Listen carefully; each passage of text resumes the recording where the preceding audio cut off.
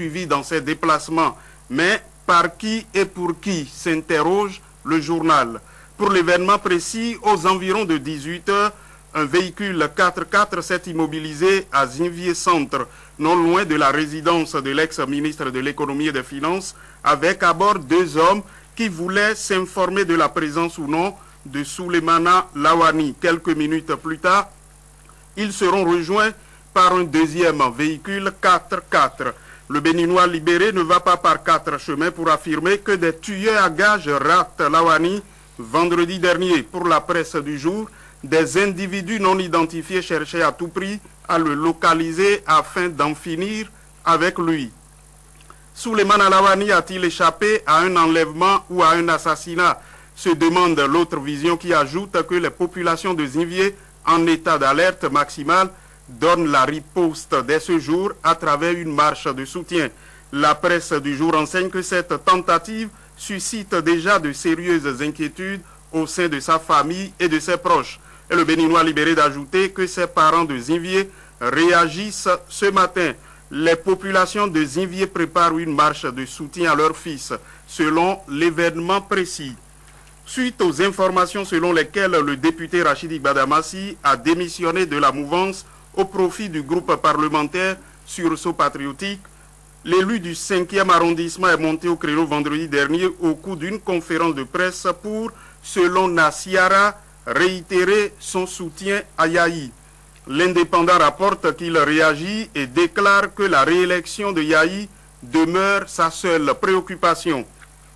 Mais le quotidien insiste pour écrire qu'il y a brouille entre Badamassi et les FCBE. Le journal écrit que son parti, DURR Barca, claque la porte. Et en mauvaise posture, les coris sont à la recherche de l'antidote, informe l'Inter-Express, qui écrit qu'ils assistent impuissants à l'avalanche des mots qui minent leur famille politique. Du coup, tout le monde semble adopter la politique du silence, on observe. Au sujet de l'interruption du meeting des militants ABT la semaine écoulée, le quotidien Palmarès rapporte que les coris dénoncent une campagne d'auto-victimisation des militants du président de la BOAD. Selon eux, il s'agit d'un montage qui n'aura pas d'effet. La presse du jour rapporte que le gouvernement programme des remboursements des épargnants de ICC Services et notre temps de dire que les spoliés seront remboursés dès la semaine prochaine, ce qui amène le journal à écrire que Boni Yahi relève ainsi un important défi et cloue le bec à ses détracteurs. La précision vient de Fraternité qui informe que les épargnants seront remboursés dès le 13 septembre. L'autre quotidien, remboursement des déposants à partir du lundi 13 septembre. La Nation renseigne que le Conseil des ministres vient de donner des instructions à l'agent judiciaire du Trésor afin qu'il soit créé au sein de l'agence et sous sa tutelle un comité chargé d'organiser matériellement et de suivre dans le temps le processus de remboursement. Le meilleur prévient que les fonds publics ne seront à aucun moment utilisés pour le remboursement direct des spoliés. Le Béninois libéré estime que Yahi veut réussir un miracle. À en croire 24 heures au Bénin, Armand Zinzino Houé fait de troublantes révélations consignées dans un mémorandum au sujet de l'affaire ICC Services. La Nouvelle Tribune révèle que le gouvernement lance enfin la recherche du sieur urbain Danivo. Le journal invite à prendre l'information de la découverte de son corps comme une fausse alerte.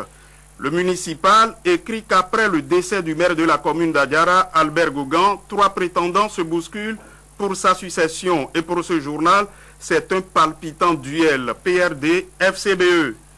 La sortie des écureuils du Bénin face aux 11 Burundais est largement relayée par les parutions du jour. La Nation, à ce sujet, écrit que les hirondelles accrochent les écureuils à Cotonou en réussissant le nul de 1 but partout.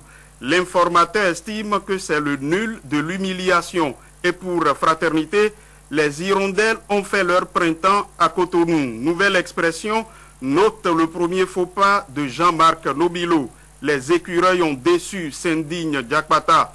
Nobilo conduit les écureuils à l'abattoir, déclare le quotidien.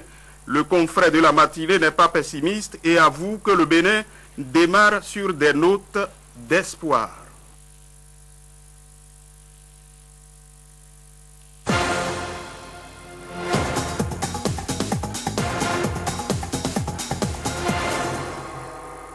Et puis voilà, nous sommes à la fin de notre émission d'aujourd'hui. Nous allons nous retrouver